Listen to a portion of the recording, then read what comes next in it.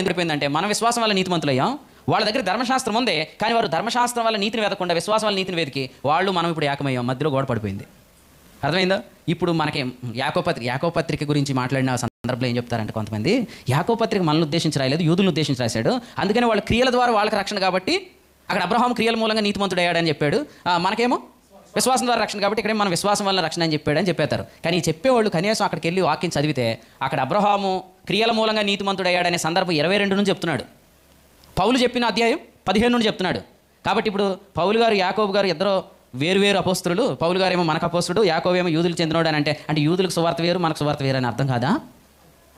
అసలు ఇంకోటి తెలుసా? పౌలు గారు అన్యజనులకు అపోస్తుడు అయిన తర్వాత ఆయన చేసిన పని ఏంటి తెలుసా? 14 సంవత్సరాల తర్వాత దేవదర్శన ప్రకారం యెరూషలేమునకు వెళ్ళాను, నేను అన్యజనుల్లో ప్రకటిస్తున్న సువార్త వారికి విషదపరిచాను అన్నాడు. అంటే అర్థం ఏంటంటే మీరు ప్రకటిస్తున్న సువార్త, మేము ప్రకటిస్తున్న సువార్త రెండు ఒకటేనా కాదని టాలీ చేశాడు. Same gospel. ఒకవేళ కరెక్ట్ కాకపోతే, సేమ్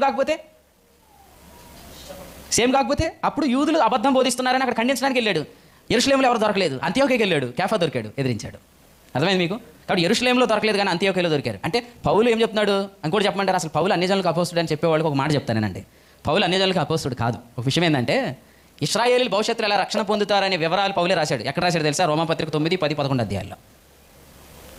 దానికి ఆయన ఏం చెప్పాడో చదవండి ఒకసారి. రోమీయులకు రాసిన పత్రిక